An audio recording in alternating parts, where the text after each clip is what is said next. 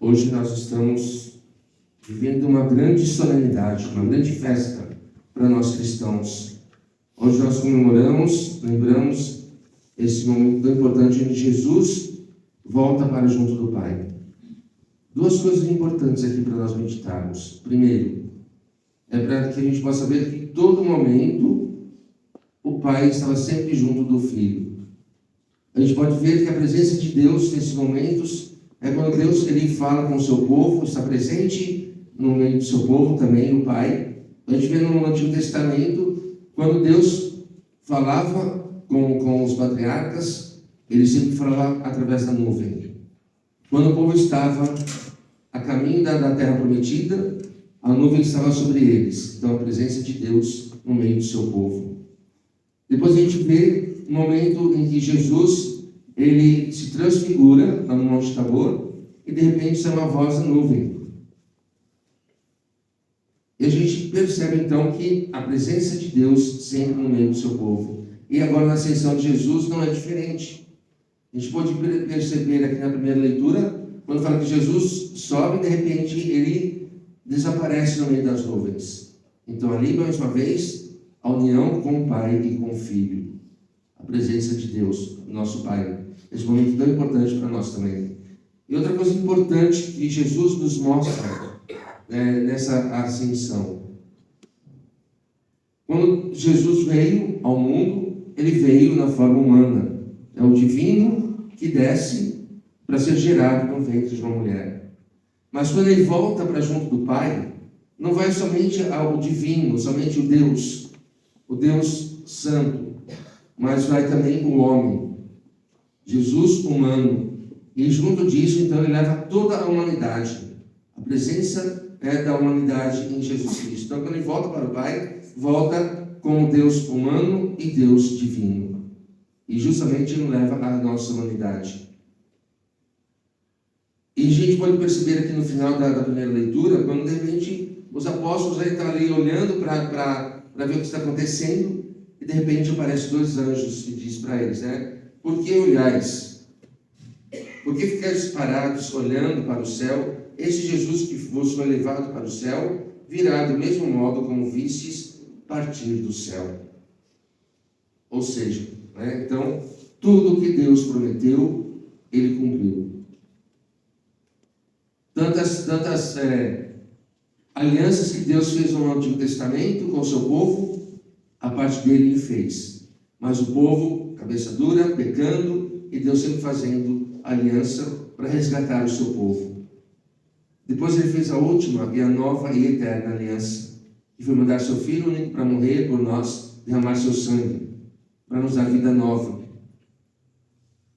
para sermos vencedores do pecado e da morte.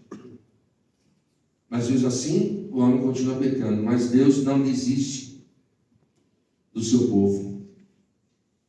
E se ele prometeu que ele viria a primeira vez, se Deus prometeu que o seu Filho viria pela primeira vez, ele veio. Mas assim como ele voltou para junto do Pai, ele disse, a gente pôde ver aqui também, nas leituras, que ele voltou para o Pai. Era necessário que ele voltasse para o Pai para mandar o Espírito Santo de Deus sobre a sua igreja. E assim também nós estaremos comemorando no ano que vem todo o início da nossa igreja, quando foi a vinda do Espírito Santo sobre os apóstolos e Nossa Senhora.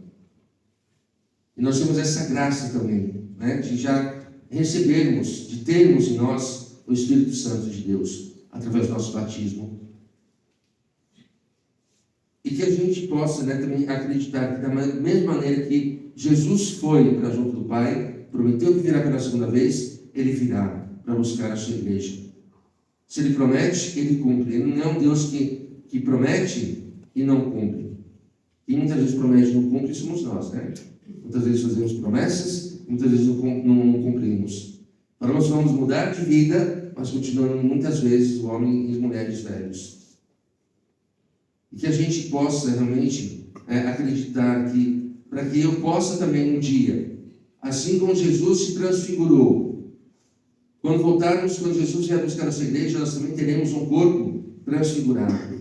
Da mesma maneira que Jesus foi elevado aos céus, de corpo e alma e espírito, nós também seremos da mesma maneira. Veja que graça que nós teremos. Veja o quanto Deus nos ama. Porque Ele quer que nós estejamos lá junto dEle. Ele quer que nós, como seus filhos, porque a partir do nosso batismo, nós deixamos de ser criaturas para nos tornarmos filhos de Deus. E veja que graça, de sermos chamados filhos de Deus, e nós realmente o somos. Portanto, irmãos, que nós, durante essa semana, como nós vimos no início do comentário da missa, essa semana é justamente onde nós devemos rezar pela unidade dos cristãos. Ou seja, rezar para que sejamos uma única igreja. Porque Jesus não veio para a divisão. Jesus não veio para criar um monte de igreja. Mas nós possamos rezar pela unidade dos cristãos. Porque nós seremos uma única família, o único povo de Deus. Assim como dizia domingo passado, não é a igreja que nos salva, mas a igreja que nos mostra o caminho, a verdade e a vida. A igreja que nos mostra aonde está a nossa salvação. E por isso nós precisamos rezar pela unidade dos cristãos. Para que nós sejamos merecedores de um dia, quando Jesus vier buscar a sua igreja, nós sejamos merecedores também de subirmos para o céu, que é o nosso lugar, onde Jesus está lá preparando o nosso lugar. E como eu sempre digo, cada um de nós já tem nosso lugar reservado lá no céu. Mas para que a gente possa ocupar esse lugar, nós precisamos buscar a nossa santificação e a nossa salvação. E por isso que durante essa semana, a gente não somente rezar pela unidade dos cristãos, mas nós também possamos rezar pedindo ao Senhor que faça um reavivamento do Espírito Santo, uma efusão do Espírito Santo na sua igreja, em cada um de nós. Para que aquele Espírito Santo que recebemos no nosso batismo, aquele fogo abrasador que recebemos no nosso batismo, depois confirmado no nosso crisma, que a gente possa reavivar, para que assim nós sejamos uma igreja viva, uma igreja atenta ao chamado de Deus, que nós possamos colocar em prática a sua palavra.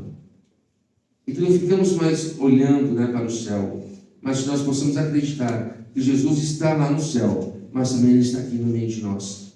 Porque Ele disse que onde 2 ou mais estiverem reunidos em meu nome, aí eu estou. E principalmente, através da nossa fé, Ele se faz presente também através da Eucaristia. No momento em que nós rezamos, quando o Padre põe as mãos sobre o pão e vinho, faz oração, a partir dali, não está mais o pão e vinho, mas o corpo e o sangue de Jesus. A presença real de Cristo no meio do seu povo. Ele voltou para junto do Pai, mas quis permanecer no nosso meio, através da unidade, de cada um de nós estamos reunidos, e também através da Eucaristia. Louvado seja o nosso Senhor Jesus Cristo.